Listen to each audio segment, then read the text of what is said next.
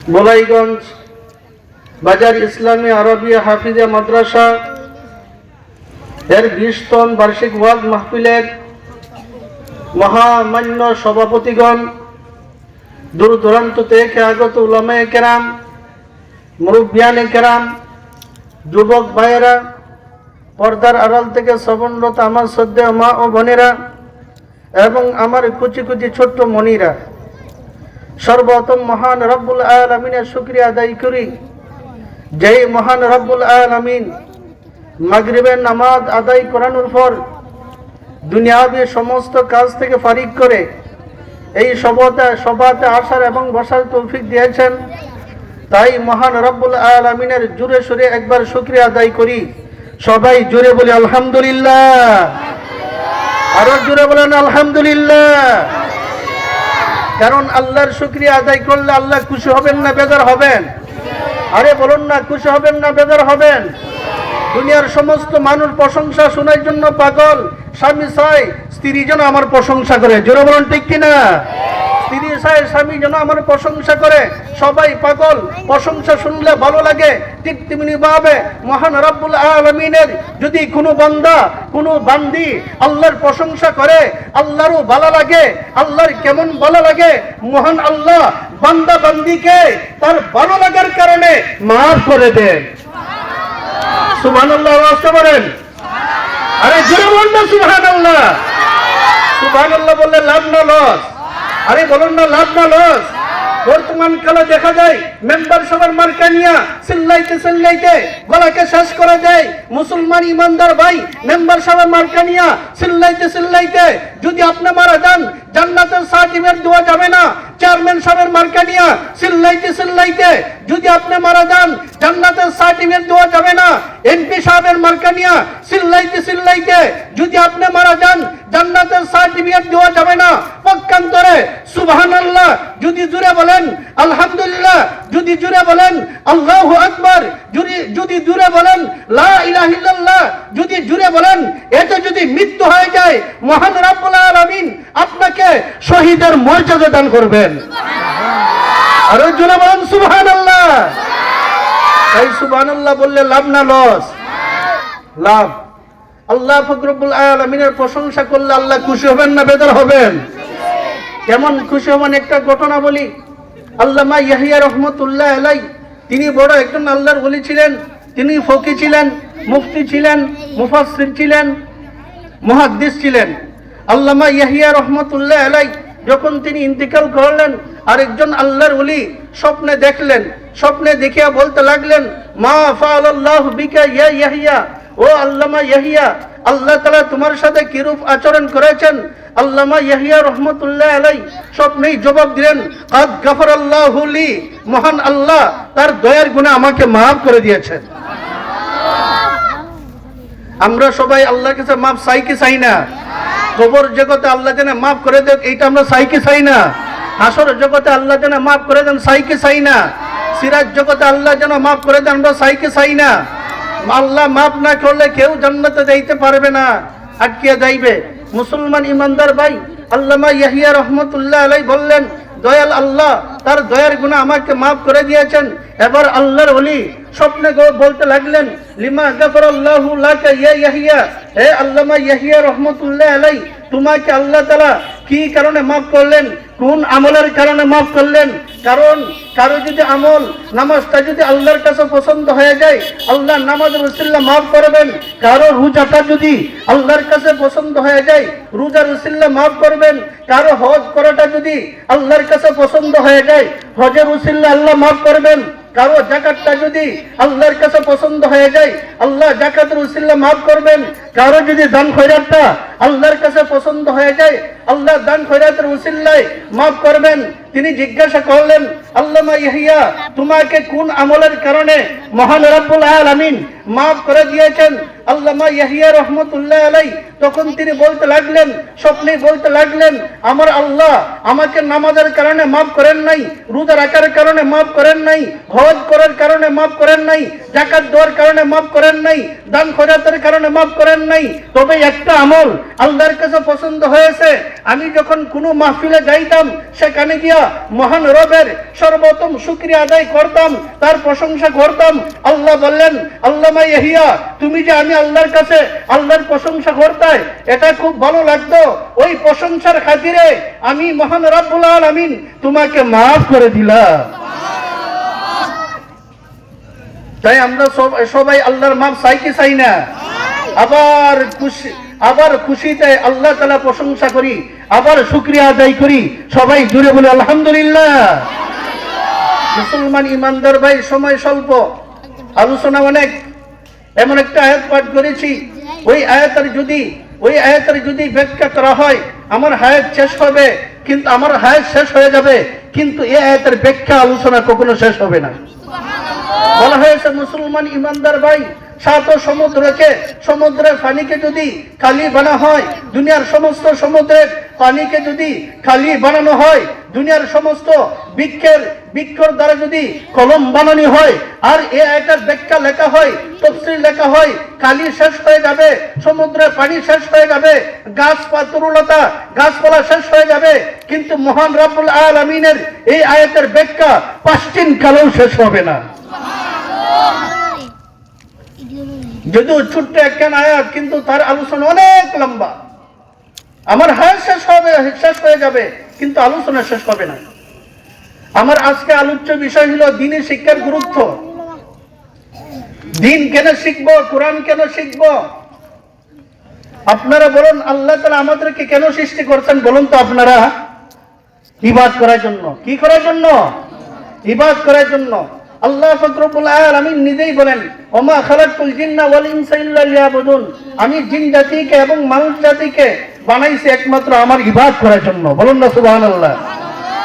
অন্য কোন জাতিকে, অন্য কোন জীবকে, অন্য কোন বস্তুকে আল্লাহ ইবাদতের জন্য বানাইছেন না।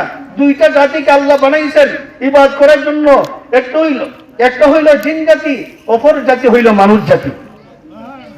সুতরাং আমাদের আল্লাহ তাআলা ইবাদত করা লাগবে কি লাগবে না?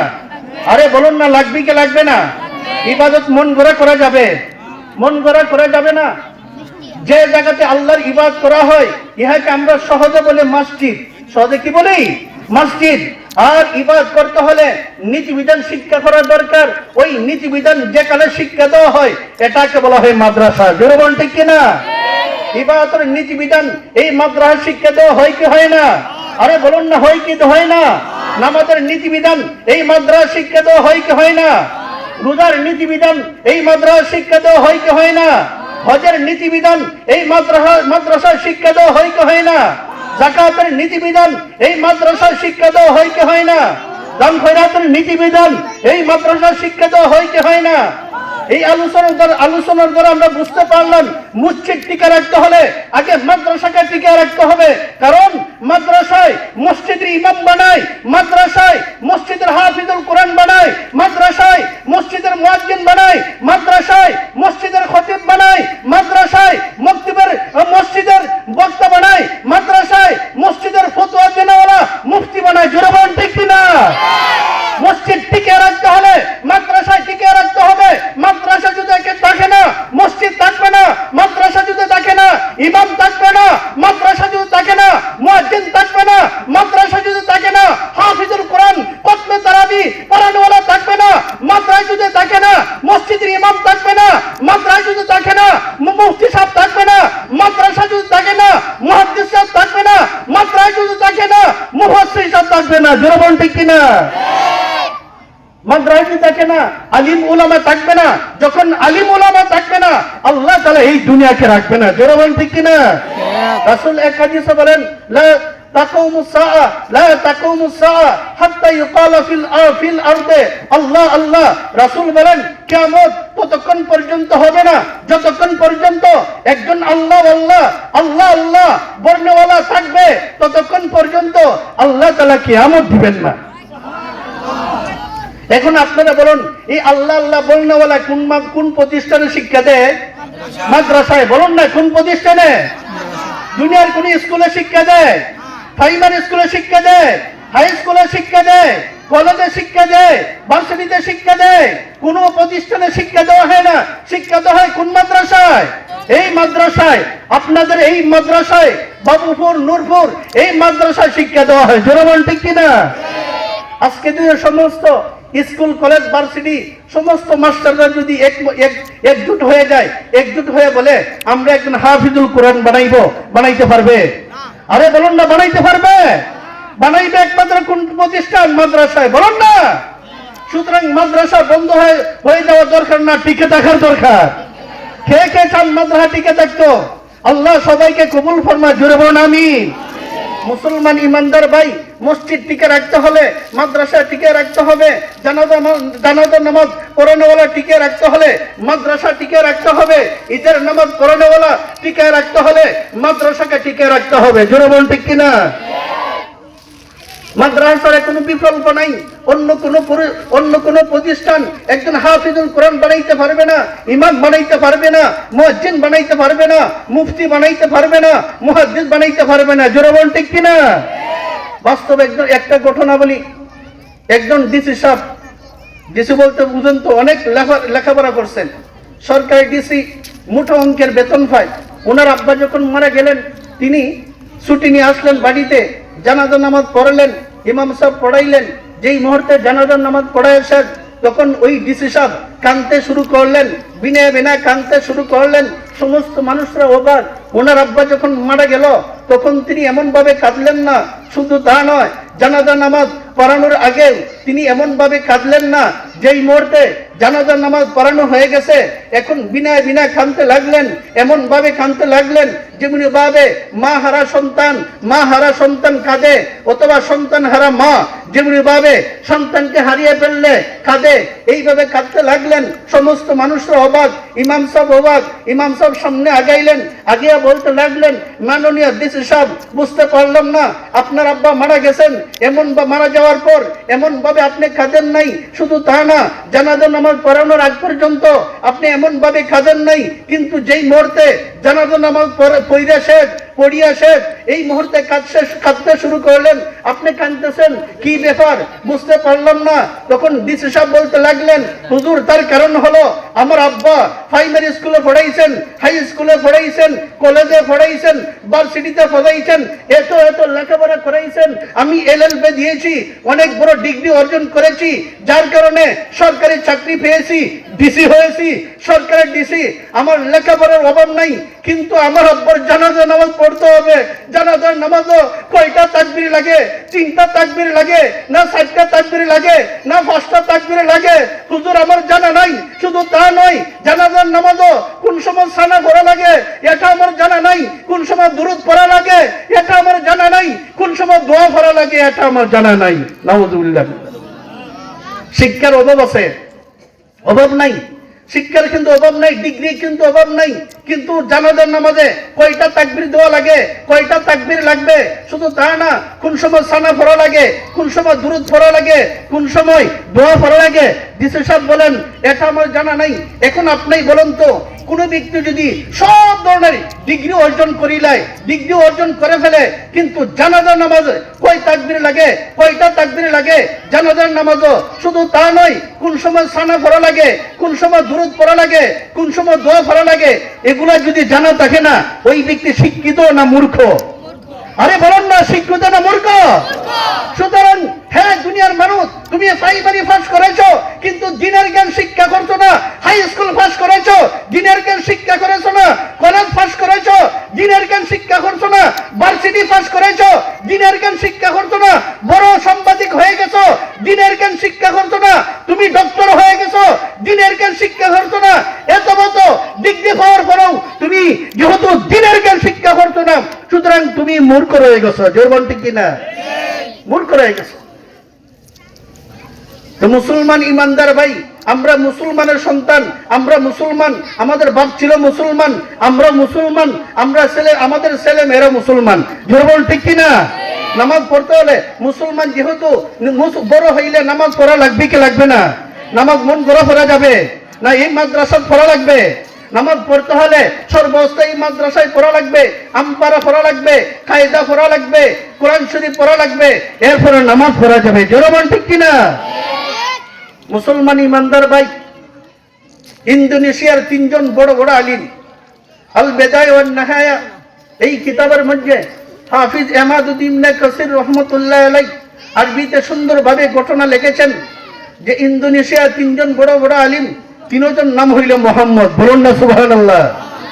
আমাদের নবীজির নাম কি? মোহাম্মদ। শুধু তা নয়, আসহুল কুতুবে বাদা কিতাবিল্লাহি তাআলা আযজা ওয়া জাল as-সহিহ লিল ইমাম বুখারী, ইমাম বুখারী রাহমাতুল্লাহি আলাইহি ওনার নামটাও হইল মোহাম্মদ। বলুন না সুবহানাল্লাহ। আমাদের নবীজির নাম কি? মোহাম্মদ। বলুন না আমাদের নবীজির নাম কি? স্মরণ আছে না নাই? আমি একবার রিকশাতে উঠলাম, রিকশাতে উঠতে গিয়া আমি চিন্তা করতে লাগলাম, জিজ্ঞাসা করি রিকশাওয়ালা মুসলমান না হিন্দু। জিজ্ঞাসা করলাম, বলল মুসলমান। তখন পরীক্ষা স্বরূপ তাকে বললাম, বলুন তো আমাদের নবীজির নাম কি? সে জুড়ে সুরে আবেগ সহকারে বলল, আমাদের নবীজির নাম হলো আব্দুল কাদের জিলানী। নাউজুবিল্লাহি মিন যালিক। আমাদের নবীজির নাম আব্দুল কাদের জিলানী। আরে বলুন না আমাদের নবীজির নাম কি? মুহাম্মদ সাল্লাল্লাহু আলাইহি ওয়াসাল্লাম। বলুন না মুহাম্মদ সাল্লাল্লাহু আলাইহি ওয়াসাল্লাম। তো ইন্দোনেশিয়ার তিনজন বড় আলিম, তিনজনের নাম হইল মোহাম্মদ। একজনের নাম হইল মোহাম্মদ ইবনে জারির তাবারি, আরেকজনের নাম হলো মোহাম্মদ ইবনে খুজাইমা, আরেকজনের নাম হলো মোহাম্মদ ইবনে নাসরিন। বলুন না সুবহানাল্লাহ। তিনজনের নাম মোহাম্মদ, বড় বড় আলিম। মোহাম্মদ ইবনে জারির তাবারি তিনি হইলেন মুফাসসির, রাইসুল মুফাসসির, বড় তাফসীরকারক। উনি তাফসীরে তাবারি লিখেছেন, মোহাম্মদ ইবনে জারির রহমাতুল্লাহ আলাইহি। আরেকজনের নাম হইল মোহাম্মদ ইবনে খুজাইমা, আরেকজনের নাম হইল মোহাম্মদ ইবনে নাসরিন। মোহাম্মদ ইবনে খুজাইমা তিনিও বড় মুহাদ্দিস ছিলেন, মুফতি ছিলেন। মোহাম্মদ ইবনে নাসরিন তিনিও বড় মুফাসসির ছিলেন, মুফতি ছিলেন। ওই তিন হযরত মোহাম্মদ ইবনে জারির তাবারি, মোহাম্মদ ইবনে খুজাইমা, মোহাম্মদ ইবনে নাসরিন তিন হযরত নিয়ত করলেন তারা ইরাক চলে যাবেন, কারণ ইরাকের মধ্যে বড় বড় আলিম রয়েছে, ওনাদের কাছ থেকে ইলম অর্জন করা দরকার। তিনও বড় বড় আলিম রওনা করলেন। কিভাবে রওনা করলেন? হাফিজ এমাদুদ্দিন রহমতুল্লাহ আলাইহি আল বেদায় ওয়ান নিহায়া এই কিতাবে লিখেছেন, হয়তো পায়ে হেঁটে, হয়তো ঘোড়ার উপর আরোহণ করে, অথবা উটের উপর আরোহণ করে, আল্লাহু আলামু, সবচেয়ে আল্লাহ বেশি জানেন। তিনি এমন ভাবে লিখছেন। তিন আলিম, বড় বড় আলিম, তিনি মোহাম্মদ ইবনে জারির তাবারি, মোহাম্মদ ইবনে খুজাইমা, মোহাম্মদ ইবনে নাসরিন, তারা তিনজন ইন্দোনেশিয়া থেকে তারা ইরাকের দিকে রওনা করলেন। ইরাক পৌঁছতে তাদের 1 মাস সময় লাগলো। বলুন না সুবহানাল্লাহ। আরে জোরে বলুন না সুবহানাল্লাহ। ইরাক পৌঁছতে 1 মাস সময় লাগলো। 1 মাস সময় লাগলো। ওই 1 মাস কি করছেন? অহেতুক সময় কাটিয়েছেন? না, অহেতুক সময় কাটান নাই। তারা তিনজন ছিলেন হাফিজুল কোরআন, কোরআনের হাফিজ চাপ ছিলেন। তারা তিনজন বলতে লাগলেন, আমরা প্রতিদিন 1 পারা করে কোরআন তেলাওয়াত করতাম। এইভাবে 30 দিনে 30 বার আমরা কোরআন খতম করলাম। আরে জোরে বলেন না সুবহানাল্লাহ। মুসলমান ইমানদার ভাই, ইমাম শাফি রহমতুল্লাহ আলাইহি যখন তিনি মক্কা থেকে মদিনার দিকে তিনি রওনা করলেন, উটের উপর আরোহণ করে মক্কা থেকে মদিনায় রওনা করলেন। কেন? সেই সময় বিশ্ববিখ্যাত হাদিস বিশারদ ছিলেন ইমাম মালিক রহমতুল্লাহ আলাইহি। ওনার কাছে হাদিস অধ্যয়ন করার জন্য, মুয়াত্তা মালিক পড়ার জন্য ইমাম শাফি রহমতুল্লাহ আলাইহি বলেন, উটের উপর আরোহণ করে মক্কা থেকে মদিনার দিকে রওনা করলাম। মক্কা থেকে মদিনা যাইতে 16 দিন সময় লাগলো। ওই 16 দিনে জানো হয়তো আমি সময় কাটাই নাই, প্রতিদিন একবার করে কোরআন খতম করতাম। এইভাবে 16 দিনে আমি 16 বার কোরআন খতম করলাম। আরে জোরে বলেন না সুবহানাল্লাহ।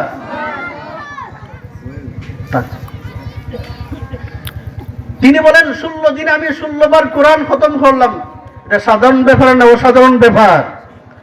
তিন আলিম, তিন মোহাম্মদ, তারা ইন্দোনেশিয়া থেকে ইরাক পৌঁছতে 30 দিন সময় লাগলো, 1 মাস সময় লাগলো।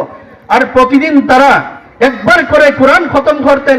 30 দিনে কতবার কোরআন খতম করলেন? 30 বার। বলুন না সুবহানাল্লাহ। যখন ইরাক পৌঁছলেন, পৌঁছতে পৌঁছতে বাগদাদ, তারা যাইতে যাইতে পথের পাতে শেষ। যে টাকা নিয়ে এসেছিলেন টাকা শেষ হয়ে গিয়েছিল, যেই খাবার নিয়ে এসেছিলেন খাবার শেষ হয়ে গেল। তখন তারা কি করবে?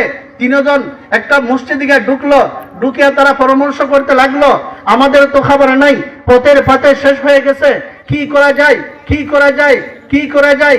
ইলম শিখতে হলে খাবারও দরকার আছে না নাই? আরে বলুন না, খাবার দরকার আছে না নাই? বুখা থাকা অবস্থায় ইলম শিক্ষা করা যায়, পড়তে মন বসবে না। তিনে মোহাম্মদ ইবনে জারির তাবারি, মোহাম্মদ ইবনে খুজাইমা, মোহাম্মদ ইবনে নাসরিন, তিন বড় বড় আলিম, তিন হযরত পরামর্শ করতে লাগলেন, কি করা যায়, কি করা যায়, কি করা যায়? এক পর্যায়ে তারা পরামর্শ করে বের করলেন, আমরা আগামী কালকে কাজের উদ্দেশ্যে বের হয়ে যাব, কাজ করব, মানুষের কাছে গিয়া কামলা দিব, মানুষের ঘরে ঘরে গিয়া কামলা দিব, কামলা দিয়ে যে টাকা উপার্জন হয় এর দ্বারা আমরা দিন শিক্ষা অর্জন করব। বলুন না সুবহানাল্লাহ। তিন হযরত পরের দিন কি করলেন? পরামর্শ করে তারা মসজিদ থেকে বের হয়ে গেলেন। সারাদিন তারা ঘোরাফেরা করলেন, কিন্তু কেউ তাদেরকে কামলা দেয় না, কারণ মানুষ তাদের চেহারা দেখে বুঝে ফেলে এরা কামলা ছেলে নয়। জোরে বলুন ঠিক কিনা? কে কামলা, কে মাজন, কে কাজ করে, কে কাজ করে না, চেহারা দেখলে বোঝা যায় কি যায় না? তিন হযরত সারাদিন প্রদক্ষিণ করলেন, ঘোরাফেরা করলেন, কেউ কামলা নিল না। তখন তিন হযরত সন্ধ্যাবেলা আবার মসজিদে আসলেন, আসার পর আবার চিন্তা ভিড় করতে লাগলেন, কি করা যায়, কি করা যায়? এর পরের দিন আবার বের হলেন কাজের উদ্দেশ্যে, কেউ কাজে নাই। এর পরের দিন আবার বের হলেন কাজের উদ্দেশ্যে, কেউ কাজে নাই। 3 দিন ধরে ভুখা। তিনে মোহাম্মদ কি এবার তারা পরামর্শ বসলেন, কি করা যায়? একাধারে 3 দিন ধরে ক্ষুধার্ত, আমাদের পেটে খাবার নাই, শুধু পানি খেয়ে আমরা থাকতেছি, কি করা যায়? আমাদের পকেটে একটাও টাকা নাই। আমরা এসেছি বাগদাদে বড় বড় উলামায়ে কেরামের কাছ থেকে হাদিস অর্জন করার জন্য, তাফসীর অর্জন করার জন্য, কোরআন হাদিস শিক্ষা করার জন্য, কি করা যায়?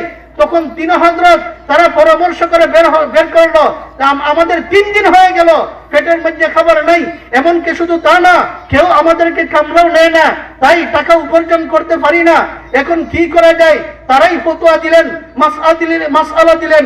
এখন না পারা অবস্থায় মানুষের কাছে আমাদের চাইতে হবে,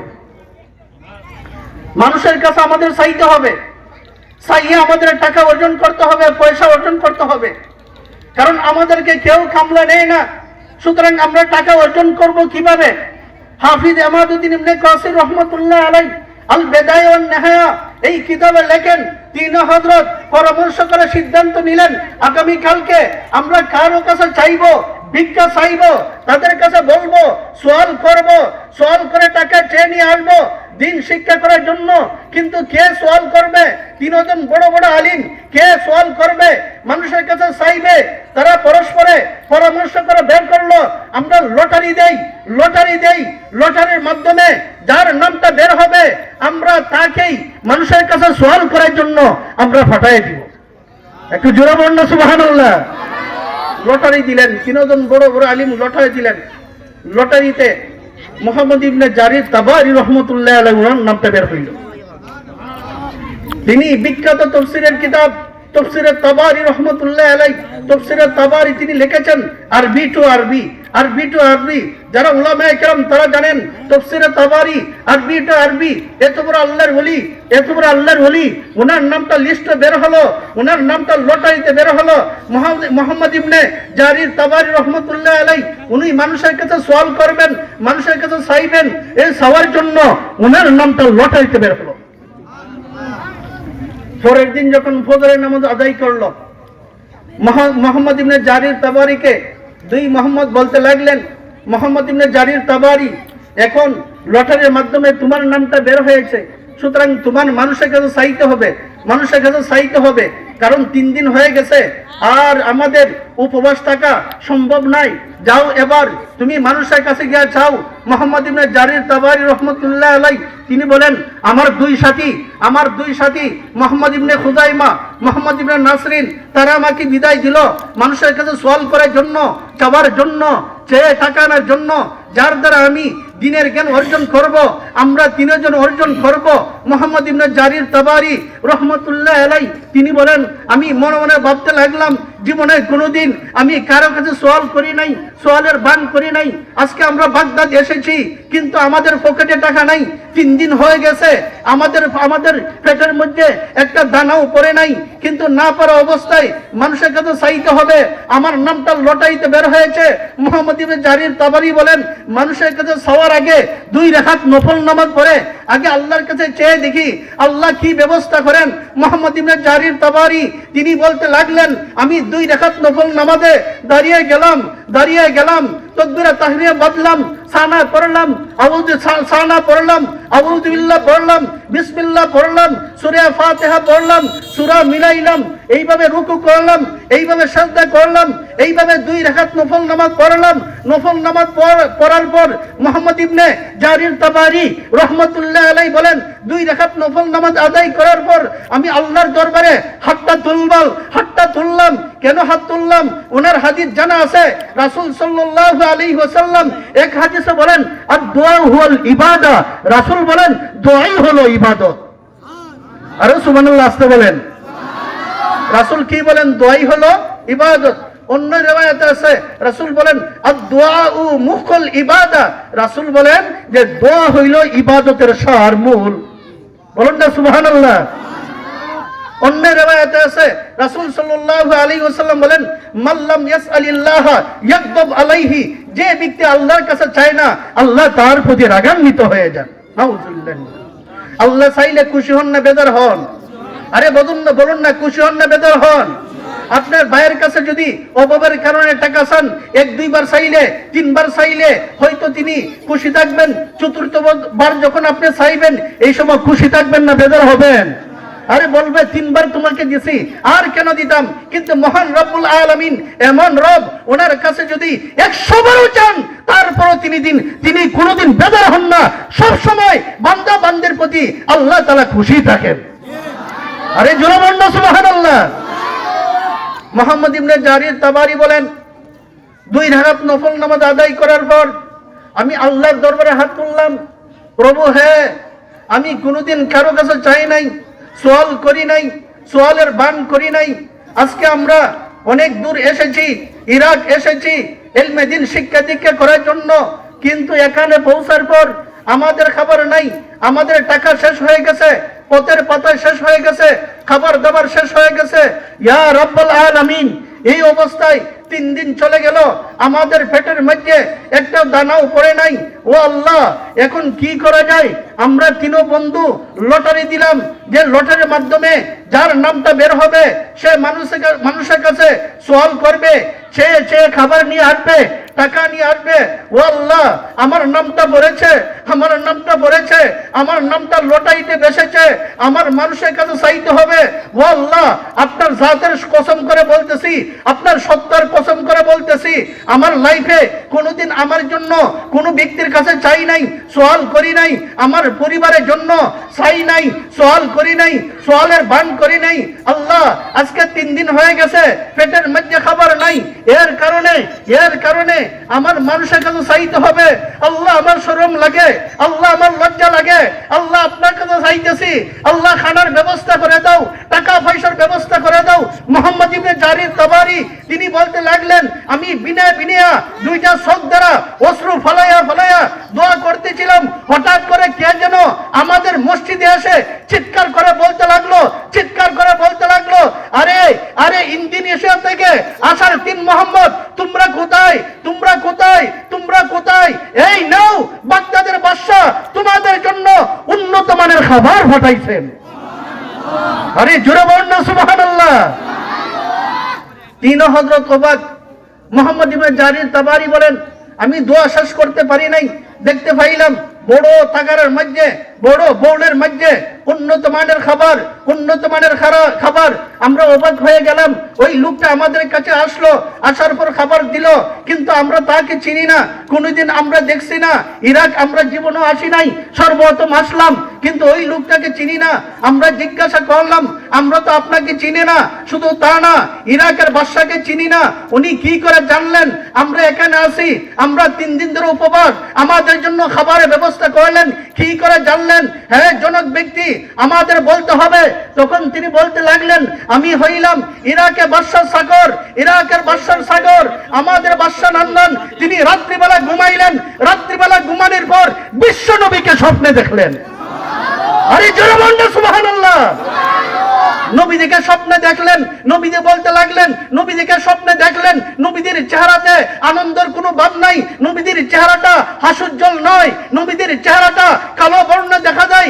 নবীজি ইরাকের বাদশাকে বলতে লাগলেন, ইরাকের বাদশা, তুমি উন্নত মানের বিছনাতে ঘুমাইতেছো, উন্নত মানের খাবার খাইতেছো, অথচ আমার 3 জন মেহমান আমার দিন শিক্ষা করার জন্য, সুন্নাত শিক্ষা করার জন্য ইরাক এসেছে, 3 দিন ধরে খাবার নাই, 3 দিন ধরে খাবার নাই। যাও তাদের জন্য খানার ব্যবস্থা করো, টাকা পয়সার ব্যবস্থা করো, নতুবা তোমার বাদশাহীকে আমি বিশ্ব নবী ছিনিয়ে নিব।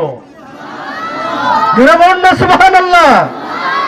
মুসলমান ইমানদার ভাই, ওই দিন শিক্ষা করার জন্য এই মাদ্রাসা প্রতিষ্ঠিত হয়েছে। এই মাদ্রাসা প্রতিষ্ঠিত করেছেন এলাকার মুরব্বীরা, খেলাধুলা করার জন্য নয়, গল্প বোঝা করার জন্য নয়, কোরআন হাদিস শিক্ষা করার জন্য। জনগণ ঠিক কিনা? আপনারা দিয়েছেন, আপনাদের বাপ দাদা এই মাদ্রাসা দিয়েছেন। এখন যদি হুজুররা ঠিক মতো বেতন পায় না, ছাত্ররা ঠিক মতো খাবার পায় না, এর জবাব আল্লাহর কাছে দেওয়া লাগবে কি লাগবে না? আরে বলুন না, লাগবে কি লাগবে না? আজকে দেখা যায় আপনার বাথরুম টাচ করা, আপনার ঘর টাচ করা, মাদ্রাসা হুজুররা ঠিক মতো বেতন পায় না, এরপরে পড়াইতেছেন, ছাত্ররা ঠিক মতো খাবার পায় না, এরপরে পড়তেছেন। জোরে ঠিক কিনা? এই মাদ্রাসা কে চাই কিয়ামত পর্যন্ত টিকে থাকতো? হাত তুলে দেখান। নারায়ে তাকবীর। দ্বীন ইসলাম, দ্বীন ইসলাম। আল্লাহ আমাদেরকে কবুল ফরমাও। জোরে সবাই জোরে বলুন আমিন। এই মাদ্রাসা টিকে থাকার জন্য একজন বলুন, একজন বীর পুরুষ বলুন। আমি খান সামুদ্রের ছাত্র, খান সামুদ্র দামাত বারকাতুল আলিয়া, তিনি আমার হাদিসের উস্তাদ, সব কিতাবের উস্তাদ। শেখ গাদিনুর রহমাতুল্লাহ আলাইহি, তিনি আমার সরাসরি উস্তাদ। শেখ সদর সামুদ্র রহমাতুল্লাহ আলাইহি, তিনি আমার সরাসরি উস্তাদ। আমি আশা মানে হুজুর আশা। জোরে বলুন ঠিক কিনা? হুজুর আশা, হুজুর আসতে পারছেন না, হুজুর উমরাতে চলে গেছেন, তিনি মক্কায় আছেন বর্তমানে, যেখানে 1 রাকাত পড়লে 1 লক্ষ নফল নামাজ পড়ার সওয়াব পাওয়া যায়। আরে জোরে বলুন না সুবহানাল্লাহ। শুধু যদি আসতে পারছেন না, এই মাদ্রাসার জন্য দোয়া করতেছেন। হুজুর বলেছেন যেই সমস্ত মাহফিলে আমি যেতে পারবো না, কিন্তু আমার দুঃখ লাগে, এরপরেও আমাকে আল্লাহ তাআলা যেহেতু উমরা করার তৌফিক দিয়েছেন, আমি উমরাতে যাব, মক্কাতে নামাজ পড়বো, নামাজ পড়ার পর এই সমস্ত মাদ্রাসার জন্য নামাজ দোয়া করব, মদিনা মসজিদে নববীতে নামাজ পড়বো, নামাজ পড়ার পর এই সমস্ত মাদ্রাসার জন্য হুজুর দোয়া করবেন। এই মাদ্রাসা টিকে থাকতো কি থাকতো না? একজন বীর পুরুষ বলেন, আমি সুসময়ে 5,000 টাকা দিব। কে আছেন? আপনি সুসময়ে 5,000 টাকা দিবেন। কে আছেন? আমরা আপনার নামটা দেখতে চাই, আমরা আপনার নামটা দেখতে চাই। যদিও আমি মঞ্চে বর্ণনা করতেছি, কিন্তু খান সাবদুর দামাত বারকাতুল আলিয়া, ওনার অন্তরে আল্লাহ তাআলা ইলহাম ঢেলে দিবেন যে অমুক মাদ্রাসায় আপনার ছাত্র অত টাকা চেয়েছেন, অমুক অত টাকা দিয়েছে, ওনার অন্তরে আল্লাহ ঢেলে দিবেন। তখন খান সাবদুর দামাত বারকাতুল আলিয়া তিনি আপনাদের জন্য দোয়া করবেন। বলুন না সুবহানাল্লাহ। কে আছেন? 5,000 টাকা দিবেন। একজন বীর পুরুষ দাঁড়ান। মাশাআল্লাহ। নামটা বলেন ভাই। বাড়ি? নারায়ে তাকবীর। দ্বীন ইসলাম। মনির হোসেন সাহেব, মনির হোসেন সাহেব, মনির হোসেন সাহেব বাবুপুর 5,000 টাকা ওয়াদা করেছেন। বলুন আল্লাহু আকবার। আরে জোরে বলুন আল্লাহু আকবার। আল্লাহ মনির হোসেন সাহেবের হায়াতে বরকত দিয়া দাও, যৌবনে বরকত দিয়া দাও, ফ্যামিলিতে বরকত দিয়া দাও। আল্লাহ জানি না ওনার মনে কোন নেক আশা আছে, আল্লাহ এই নেক আশার পূর্ণ করার ব্যবস্থা করে দাও। ওনার সমস্ত মুরজানকে মাফ করে দাও। 5,000 টাকার পরিবর্তে আল্লাহ 1,000 কোটি টাকার মালিক বানিয়ে দাও। সবাই জোরে বলুন আমিন। ও আচ্ছা, শেষ না? আর কে আছেন? আর কে আছেন? আমার মনির হোসেন ভাই বাবুপুর 5,000 টাকার ওয়াদা করেছেন। আর কে আছেন 5,000 টাকা দিবেন? আর কে আছেন? আর কে আছেন 5,000 টাকা দিবেন? কেউ উঠবেন না। আপনি উঠে গেলে একটা বিশৃঙ্খলা সৃষ্টি হয়ে যাবে, এর দ্বারা আপনার লস হবে, সবারও লস হবে। কেউ উঠবেন না। আর কে আছেন? আপনি সুসময়ে যখন আল্লাহ তাআলা আপনাকে তৌফিক দেন তখন আপনি 5,000 টাকা দিবেন। কর্তৃপক্ষ আপনাকে জবরদস্তি করবেন না, আপনি সুসময়ে আপনি শান্তিতে 5,000 টাকা দিবেন। আর কে আছেন? আর কে আছেন? আর কে আছেন? 5,000 টাকা দিবেন। আর কে আছেন? আর কে আছেন? আর কে আছেন? আরে ভাই, আপনার বাথরুম দেখা যায় আজকে টাইস করা, ঘর দেখা যায় টাইস করা, শুধু তা না, আপনার কোনো কিছুর অভাব নাই, কিন্তু একটা মাদ্রাসা, রাসূলের ঘর, এই ঘরের অবস্থা, এই ঘরের অবস্থার প্রতি আপনার লক্ষ্য রাখতে হবে, আমাদের লক্ষ্য রাখতে হবে। আজকে যদি আল্লাহ না করুক হুজুররা যদি ঠিকমতো বেতন পায় না, ছাত্ররা যদি ঠিকমতো খানা দানা পায় না, এই অবস্থা যদি মাদ্রাসা বন্ধ হয়ে যায়, আল্লাহর কাছে জবাব দেওয়া লাগবে কি লাগবে না? আরে বলেন না, লাগবে কি লাগবে না? আরেকজন নামটা লেখেন, 5,000 টাকা দিবেন। আর কে আছেন? আচ্ছা, 2,000 টাকা কে দিবেন? 2,000 টাকা। মাশাআল্লাহ। মোহাম্মদ আব্দুল বারি হাজি সাহেব, পাঁচা বাড়িটা নূরপুর। নারায়ে তাকবীর, দ্বীন ইসলাম, হাজি আব্দুল বারি সাহেব, হাজি আব্দুল বারি সাহেব, মাশাআল্লাহ। নূরপুরের হাজি আব্দুল বারি সাহেব 5,000 টাকার ওয়াদা করেছেন। বলুন মারহাবা। আরে জোরে বলুন আল্লাহু আকবার। হাজি আব্দুল বারিক সাহেব নূরপুরের 5,000 টাকা ওয়াদা করেছেন। ধন্য হাবি হাজি সাহেব, ধন্য, আপনার জীবনটা ধন্য, আপনার জীবনটা ধন্য। রাসূলের মাদ্রাসা প্রতিষ্ঠিত থাকার জন্য, কিয়ামত পর্যন্ত থাকার জন্য হাজি সাহেব 5,000 টাকার ওয়াদা করেছেন। হাজি আব্দুল বারিক সাহেব, আল্লাহ ওনার হায়াতে বরকত দিয়া দাও, যৌবনে বরকত দিয়া দাও, পরিবারে বরকত দিয়া দাও, ফ্যামিলিতে বরকত দিয়া দাও, সম্পদে বরকত দিয়া দাও। আল্লাহ জানি না হাজি সাহেবের মনে কোন নেক আশা আছে, আল্লাহ এই আশা পূর্ণ করার ব্যবস্থা করে দাও। শুধু তা নয়, আল্লাহ 5,000 টাকার পরিবর্তে আল্লাহ হাজার হাজার কোটি টাকার মালিক বানায় দাও। সবাই জুড়ে বলুন আমিন। আর কে আছেন? 2,000 টাকা দিবেন। 2,000 সুসময়ে দিবেন। মাশাআল্লাহ। নামটা? সুরজামাল, বাড়ি বাবুপুর। সুরুজ্জামাল। সুরুজ্জামাল সাহেব বাবুপুর 2,000 টাকার ওয়াদা করেছেন। বলুন আল্লাহু আকবার। আরে জোরে বলুন আল্লাহু আকবার। আল্লাহ বাবুপুরে সুরুজ্জামাল ভাই 2,000 টাকার ওয়াদা করেছে। ধন্য সুরুজ্জামাল ভাই, আপনার জীবনটা ধন্য। আল্লাহ সুরুজ্জামাল ভাই দেখা যায় যুবক, আল্লাহ এই যুবকের হায়াতে বরকত দিয়ে দাও, যৌবনে বরকত দিয়ে দাও, পরিবারে বরকত দিয়ে দাও, সম্পদে বরকত দিয়ে দাও। আল্লাহ এই পরিবারটাকে শান্তিময় পরিবার বানিয়ে দাও, সুখীময় পরিবার বানিয়ে দাও। জানি না আল্লাহ সুরুজ্জামাল ভাইয়ের মনে নেক কি আশা আছে, আল্লাহ আপনার তো জানা আছে। এই নেক আশা পূর্ণ করার ব্যবস্থা করে দাও। বারবার হজ উমরা করার তৌফিক দিয়ে দাও। আল্লাহ ওনার সমস্ত মুরদানকে মাফ করে দাও। 2,000 টাকার পরিবর্তে হাজার কোটি টাকার মালিক বানিয়ে দাও। সবাই জোরে বলুন আমিন। আর কে আছেন? আর কে আছেন? ওই আরেকজন বাড়ি সবুজ মিয়া সাহেব নূরপুর 2,000 টাকা ওয়াদা করেছেন। বলুন আল্লাহু আকবার। আরে জোরে বলুন আল্লাহু আকবার। আল্লাহ নূরপুরের সবুজ মিয়া সাহেব মুরব্বী দেখা যায় 2,000 টাকা ওয়াদা করেছেন। আল্লাহ ওনার হায়াতে বরকত দিয়ে দাও, যৌবনে বরকত দিয়ে দাও, ফ্যামিলিতে বরকত দিয়ে দাও, বারবার হজ উমরা করার তৌফিক দিয়ে দাও। আল্লাহ জানি না ওনার মনে কোন নেক আশা আছে, ওই নেক আশাকে পূর্ণ করার ব্যবস্থা করে দাও। আল্লাহ ওনার সমস্ত মুরদানকে মাফ করে দাও। 2,000 টাকার পরিবর্তে হাজার কোটি টাকার মালিক বানিয়ে দাও। সবাই জোরে বলুন আমিন।